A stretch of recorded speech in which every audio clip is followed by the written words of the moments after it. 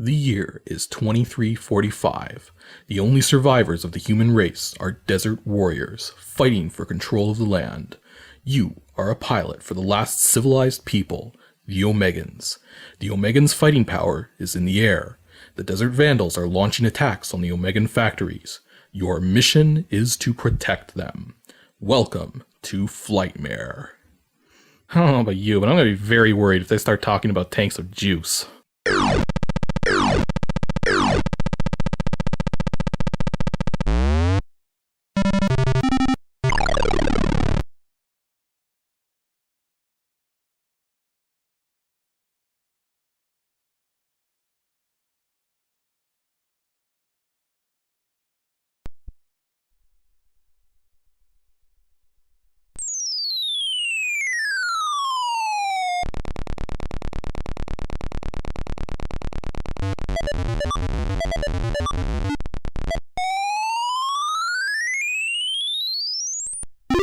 Today on Ancient DOS Games, we're taking a look at Flightmare, a very unusual game with a very distinctive look due to the way it plays. It's very old and very difficult, but this game came out when the vast majority of PC games were still text adventures, and the Atari 2600 was the reigning overlord of gaming, so it stands very much apart from the rest of the crowd. But because it wasn't released commercially, and because things like the internet were still years away, it's not very well known. Though before we get into the more intricate details, let's take a look at the game stats. Flightmare was developed and released by Peter Adams in 1984. Yes, seriously, 1984. That makes it roughly 27 years old, and it could very well be the oldest game I ever review on this show. It's a one-player pseudo 3D shooter, since it's actually taking place with an overhead view and a side view at the same time. It runs in a CGA 320x200 4-color mode and uses PC speaker sound. It also has support for composite output to television screens, but it doesn't actually work that well. It just makes a few minor things more colorful, like the title screen. As for its release date, many people say this game is shareware, but let's be honest here, the game doesn't do anything more than suggest you send the author money if you enjoy it. So that would actually make this game freeware. Finding it though is a trip and a half. The only reason why I have it is because I got it from a friend when I was like 10 years old. All I can say if you want to hunt this game down is good luck. You're going to need it. So yeah, the story of the game is that in some post-apocalyptic future, mankind is split into two factions.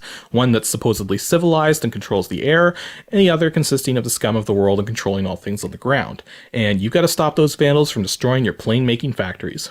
Nothing too special, but I get a strong Mad Max vibe from it. As for the gameplay, this is where things get interesting.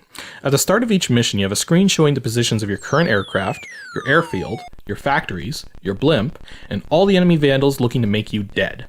The enemies take the form of bikers, trucks, planes, and rockets. The objective of every mission is to intercept the enemy bikes and trucks and shoot them down. The planes are inconsequential, and they're just there to make life more difficult. The rockets, on the other hand, are only launched at you if you defeat all the trucks and bikes without defeating all the planes. Once all trucks, bikes, and rockets are gone, you win the level, and each factory still standing produces another plane for your airfield. When you actually intercept an enemy, the entire map screen shrinks into the corner so you can keep an eye on the positions of everything. Then you enter combat with a side view up top and an overhead view in the middle. This is where the somewhat complex controls come into play. See, the numeric keypad controls your movement in 8 directions of the main map, but it also controls your movement in the side view, while the alpha keys on the far left of the keyboard control your movement in the overhead view.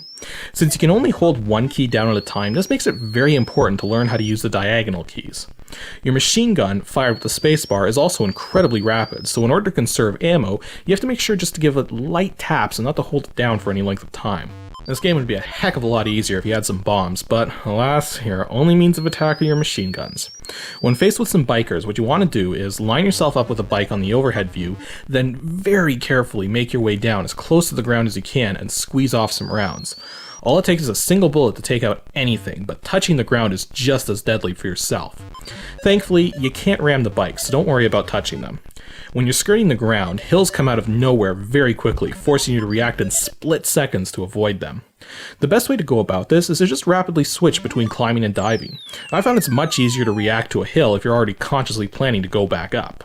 Planes are fairly easy to deal with, except you can accidentally run into them, and they kind of shoot at you.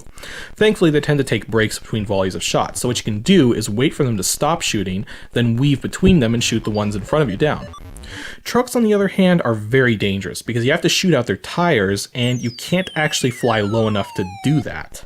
So what you have to do is get some shots fired just as a hill is coming up so that as the truck climbs the hill, your shots run into its tires. I'm not gonna lie, that's stupidly difficult to pull off intentionally and it takes a ton of practice. As for the rockets, they're really easy to deal with. Most of the time. They fly towards you, matching your movements, but with a bit of delay, so just pull out in front, wait for the rocket to close in, then move diagonal to the side so that it overshoots you, and just blast it from behind. However, if you end up having to dodge a rocket while planes are attacking you, you're probably not going to live. You'll also note that after combat, things won't be in the same positions they were before.